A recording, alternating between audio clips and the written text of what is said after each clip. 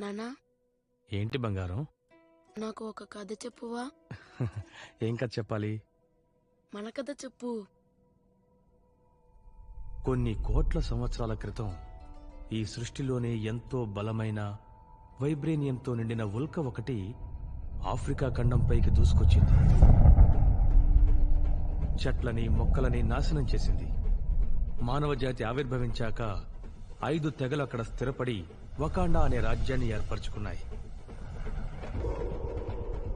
అయితే వాళ్లల్లో వాళ్లకి ఎప్పుడూ యుద్ధాలు జరుగుతూ ఉండేవి. ఒకరోజు ఒక షామన్ యోధుడికి బస్తుదేవి చిరుత రూపంలో దర్శనమిచ్చి గుండె ఆకారంలో ఉండే ఒక దివ్య ఔషధాన్ని ఇచ్చింది. ఆ ఔషధం వల్ల అతనికి అతీంద్రియ శక్తులు, అసాధారణమైన బలమూ వచ్చాయి. ఆ మహాయోధుడే మహారాజుగాను బ్లాక్ ప్యాంథర్ గాను మారి వకాండాకు రక్షకుడయ్యాడు.